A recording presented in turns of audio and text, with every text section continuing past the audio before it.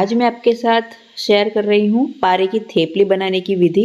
तो ये पारे की थेपली होती है, उसे हम अनाज स्टोर करने के लिए यूज़ करते हैं। जब भी आप इस लिक्विड पारे के साथ काम करो, आपको कुछ बातों का ध्यान रखना है। एक, इसे बच्चों की पहुँच से दूर रखना है। दो, कि ये पूरी तरह सूख जाए फिर ही इसे आपको अनाज में डालना है। और हाँ, ये थेपली बनाते टाइम आपके हाथों में कोई भी सोने चांदी की या दूसरी धातु पहनी हुई नहीं होनी चाहिए। और ये बर्तन भी आपको प्लास्टिक का ही यूज़ करना है और इसे छानने के बाद सीमेंट को यूज़ करें। यहाँ मैं 1 किलो सीमेंट ले रही हूँ और उसके अंदर ऐड कर रही हूँ ये 2 तोला मतलब 20 ग्राम मर्क्यूरी। आप 10 ग्राम भी ले सकते हो, पर यहाँ मैंने 1 किलो सीमेंट के अंदर 20 ग्राम मर्क्यूरी ली है। इससे थोड़ी गोलियाँ पावरफुल बनती है, इससे ज़्यादा आप नहीं लेंगे।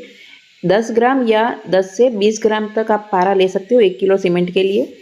और जब ये आप थेपलियाँ बनाओ तब आपके हाथ में कोई मेटल की चीज़ ना हो पहनी हुई, नहीं तो वो बिगड़ जाएगी। ज्वेलरी, सोने या चांदी की ज्वेलरी पहनी हो तो वो बिल्कुल भी उसको टच ना होनी चाहिए पारे को, उसका ध्यान रखें।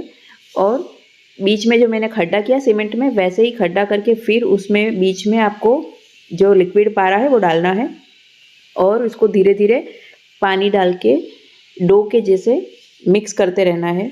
एक साथ ज़्यादा पानी ना डालें, नहीं तो वो मर्क्यूरी जो पारा है वो सीमेंट में मिक्स होने की बजाय इधर उधर बिखर जाएगा, तो फिर हाथ में नहीं आएगा जल्दी। आप इसको जो डो है उसको बनाने के लिए या तो प्लास्टिक की थैली ले या फिर प्लास्टिक का टब, कोई मेटल की चीज़ ना ले। अगर आप प्लास्टिक का टब लेंगे तो मर्क्यूरी इधर उधर नहीं जाएगी। मैं आपको दिखाने के लिए इसको प्लास्टिक की थैली पे बना रही हूँ। ये देखिए डो जैसा बन गया है। अब इसमें से हम थेपलियाँ बनाएंगे। तो इस 1 किलो सीमेंट में से 40 से 45 जितनी थेपलियाँ बन जाएगी।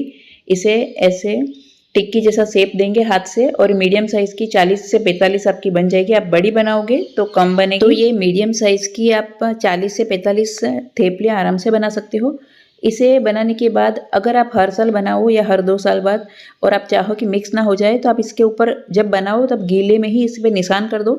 मतलब सब थेपलियाँ एक साल आप प्लेन रखोगे, दूसरे साल एक हॉल कर दोगे, तीसरे साल आप लाइन कर दोगे, तो आपको पता चलेगी। अब ये 3 से 4 घंटा हो गया है, तो मैं इसको ऐसे ही हाथ में लेके स्मूथ कर रही हूँ। तो इसके ऊपर जो भी रफ सरफेस होगी वो निकल जाएगी।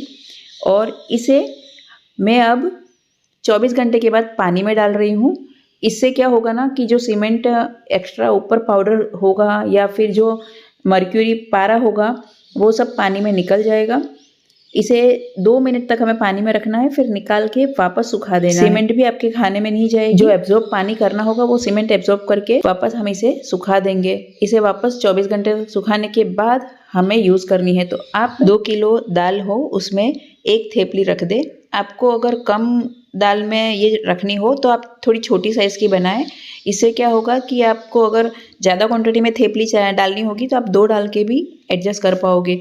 बाकी की स्टोर करने के लिए एयरटाइट कंटेनर में रख दे। तो मेरी ये वीडियो ज़रा सी भी इन्फॉर्मेटिव लगी हो तो चैनल को ज़्यादा से ज़्यादा लाइक, शेयर और सब्सक्राइब जरूर करें।